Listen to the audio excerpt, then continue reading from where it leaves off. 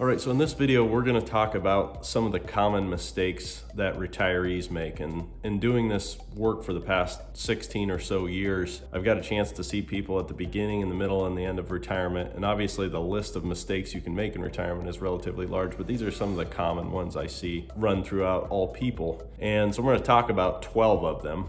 The first 10, generally speaking, are financially related and financial planning related, whereas the last two are maybe a little bit more life-based and psychologically based. So if you stick around to the end, we'll talk about those specifically. But without further ado, let's get into 12 of the biggest mistakes that I see retirees make. And the first one is retiring too soon. Now, for a lot of people, that seems pretty obvious, right? If you retire too soon, there's a decent chance you won't have enough money to live off of. But I think that it makes sense to provide a little broader context when we're talking about this. One of the things that I will say to people when they're retiring sooner than they had originally planned is that you have to think about that impact as being roughly double what the number of years is. So let's say your plan is to retire at 64 and you end up retiring at 62. Well, not only did you shorten your savings years by 2 years, you also extended your spending years by 2 years. So effectively, you change your retirement path by 4 years in total. And when you consider the effects of compound interest on your investments, that actually makes that impact a little bit more drastic. And on top of that, what it also does is it puts more pressure on your portfolio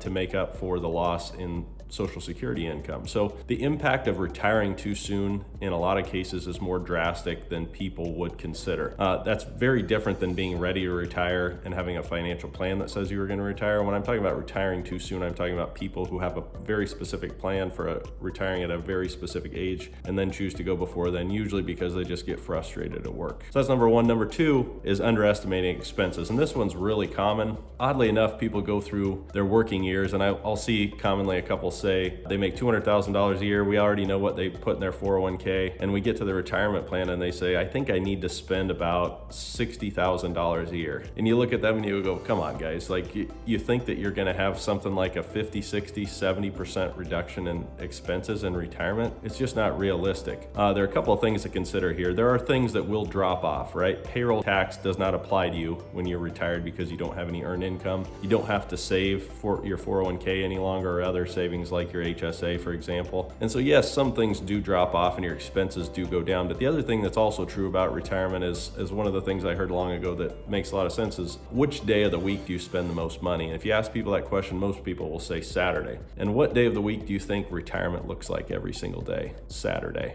Right? So when you think about expenses in retirement, while it's generally speaking true that some expenses do drop off, you should expect the rest of your expenses to stay the same or in some cases potentially even increase in retirement. So be careful about underestimating your expenses. Number three would be allowing for or underestimating the frequency of one-off expenses. So if you think about your life as it is right now, think about the last time you had a big hiccup, whether it was an issue with your vehicle, your AC went out, you had another issue with your home, your kids needed money, something like that. Those one-off expenses we excuse as this isn't going to repeat in the future. And in fact, most of the instances won't repeat that exact way, but the one-off expenses tend to be a little bit more frequent than people give credit to. And so as an example, if you start off in a reasonable retirement plan withdrawing, say, $15,000 a year and you have a $7,500 one-off expense, that might not seem like a big deal because you consider it to be a one-time expense, but you just increase your withdrawal rate in that year by 50%. And that becomes a big deal if you don't give it enough credit over long periods of time. Number four is in the same boat, and that's helping your kids at your own expense. I can't even tell you the number of times in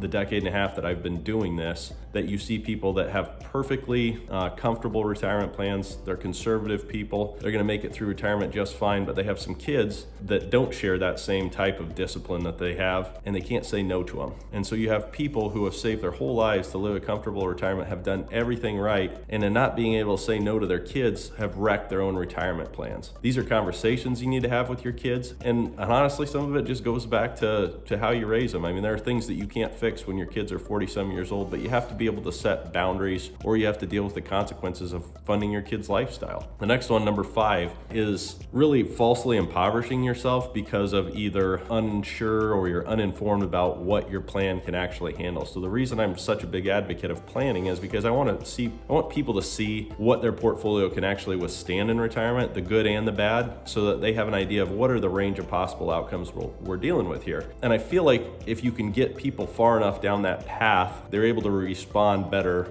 when they hit a point of adversity. But what a lot of people do is that they are so nervous about what's going to happen in retirement, they underestimate the psychological impact of that change of losing their regular income and having to use their savings, that they just spend absolutely nothing. And you have to distinguish between this and understanding what enough is. For a lot of people, they're very happy withdrawing 1 or 2% of their portfolio because they just have enough money and they live comfortably. That's not the same thing as somebody who needs probably 4, 5, 6% from their portfolio to be happy, and they just can't take it out because they're too scared. So understand what your plan is, what you can withstand, and then have some faith that it's going to work over time as long as you monitor it and do the right things. The next one, number 6, is underestimating the importance of tax planning. So tax planning is different for everybody, right? If your goal is to have the maximum amount of income for yourself and your spouse in retirement, if your goal is to fund a large legacy for children and grandchildren, or leave a large legacy to charity, the tax planning involved in each of those scenarios is distinctly different. You know, if somebody's got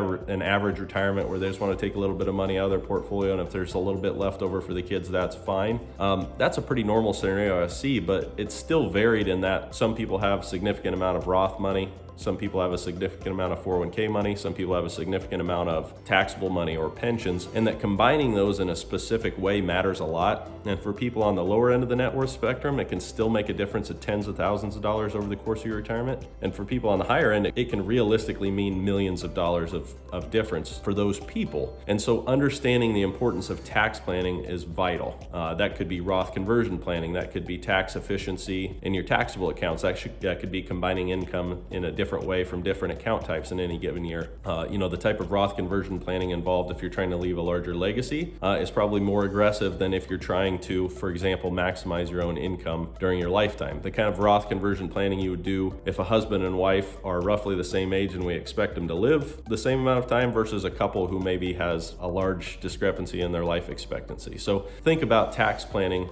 because tax planning is one of those things that's a little bit more straightforward to do, in that in any given year we know the impact of a tax plan, but most people underestimate that component of it. Number 7 is not considering the impact of Social Security timing. So for most people, Social Security is going to be a significant part of their retirement picture, and underestimating that impact is a big deal. So Social Security, some people are aware and some people aren't. Typically, when you wait a year, you're getting about an 8% bump in your benefit amount. So if you wait from 65 to 70, your benefit ends up being 40% higher. That's a big deal, right? And when we talk about Social Security timing, it's generally speaking true that if you're going to live much longer, say past your mid-80s, that the highest Social Security benefit you'll get cumulatively is to wait until you're age 70, right? But when you're talking about Social Security benefit calculators, that only includes what you get from Social Security. When you're talking about retirement planning, you need to consider how delaying Social Security could impact the whole picture. So there are a couple things to consider. Number 1 is, let's say you retire at 65 and you're not going to take Social Security till 70 because you know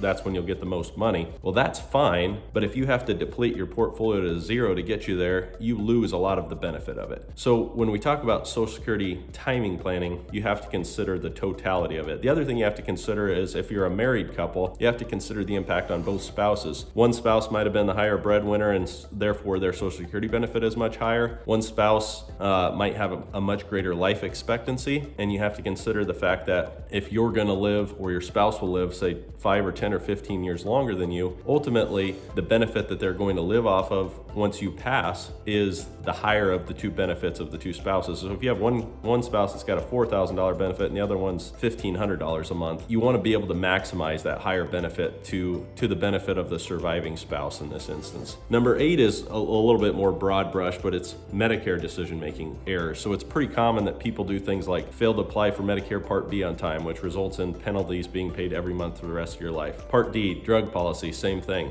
Failure to apply on time leads to late filing penalties that you pay the rest of your life. Medicare supplement policies have to be applied for in a specific window so you don't have to go through underwriting. Otherwise, you may never be underwritten, or you may be underwritten and pay a much higher premium for your Medicare supplement policies. And then the last one that I see a fair amount is people not understanding the difference between between, say, original Medicare and Medicare Advantage. And there's a lot of stuff in the courses on my website that go into the details of this. I'm not going to get into the nitty-gritty here because there's not enough time. But when you're talking about Medicare Advantage, the big reason why a lot of people choose Medicare Advantage is either it has lower premiums and or it has more significant perks outside of that. Let's say dental or vision or gym memberships or whatever the case is. But a lot of people choose those plans because they're cheaper and they fail to understand what the total cost of the plan is. So it's not uncommon for Medicare Advantage plans to have much higher out-of-pocket costs, even though the premiums are lower. So if you actually have to use the healthcare, you have to consider that. So when you're talking about Medicare, if you're somebody that has chronic illness, where you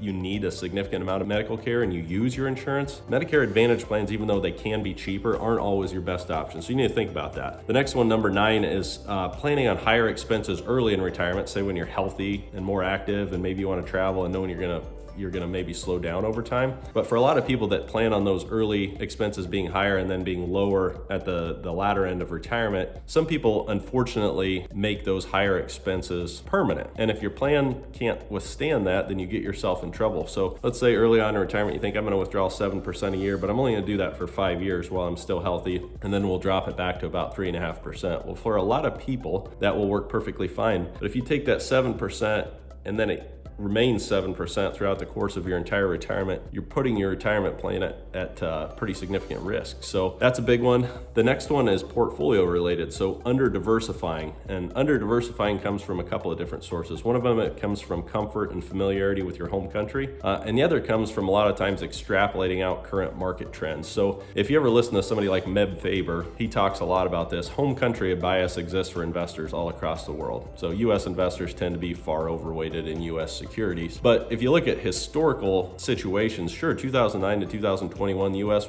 dramatically outperformed the rest of the world. But you go back to the previous decade, the beginning of the 2000s, and commodity-related securities, emerging markets, developed markets internationally, all way outperformed the United States. And a lot of people forget about that, and they tend to think the current market trends are going to last forever, and they won't. When will they end? I don't have any idea. But not diversifying in retirement puts you at significant risk. If you owned only US securities from 2000 to 2009 as a retiree, there's a reasonable chance that you either ran out of money or you had to take significantly less out of your portfolio than you originally planned. And beyond that, look at diversifying beyond just stocks and bonds. There are a whole host of other asset classes that can help diversify your portfolio. The next one, number 11, is not having a plan for your life. So this is one I see constantly. People a lot of times get frustrated with their job, or they just get burnout and they quit, and they think, this break I'm going to get from this is going to rejuvenate me. And for a lot of times, whether that's 1 week or 2 weeks or 3 weeks or a month, it does just that. And then what they find is that they have nothing to do with their time because so much of their time and energy and routine was involved in their job. Their identity in a lot of cases was involved in their job. So for people who are retiring, if you don't have hobbies, if you don't have a plan for part-time work or volunteering or seeing your family or traveling, there's a reasonable chance very quickly in retirement you're going to find yourself in a position where you're uncomfortable because you don't know what to do with yourself. So plan that before you get to that point. And the last one, which is very, very common, also a psychological thing, is basically paying too much attention to your portfolio in retirement. So there are people that go to retirement that haven't looked at their 401k online for 20, 30, 40 years, and the day they retire, all of a sudden they think they need to check it every single day. Not only that, they go from never reading the paper, never watching the news, to now all of a sudden they're watching CNN or Fox or MSNBC or whatever their channel of choice is. They're watching it 10, 15, 20 hours a week, and they're seeing all of it, taking in all these negative news events, and they're extrapolating them into a disaster every single week. I get articles sent to me from clients that say, look at what this guy or this gal says is going to happen. And ultimately, they all come from the same place. It's a nervousness about what is possible in retirement. So when you get to retirement, you have to understand the probable range of outcomes, and you have to be comfortable with them. And then you have to just be able to let go and let life happen. For those people that unfortunately can't do that, that they view negative or even positive market events as being likely to be better or worse than historical norms, or to extrapolate them into infinity, those people ultimately end up very unhappy. In most instances, do a lot of damage to their portfolio in the process. So that's, like I said at the beginning, a non-exhaustive list. People make all kinds of mistakes in retirement. A lot of them are perfectly fixable, but it helps to go into them knowing what a lot of those mistakes mistakes are so that you can avoid making them yourself. And if you found this useful, subscribe to the channel, like the video, and then comment if there are things that on this list that maybe gave you trouble, or things off the list that you think might be helpful for others to know about, or some other things that you maybe want us to dig a little deeper into. Thanks for watching.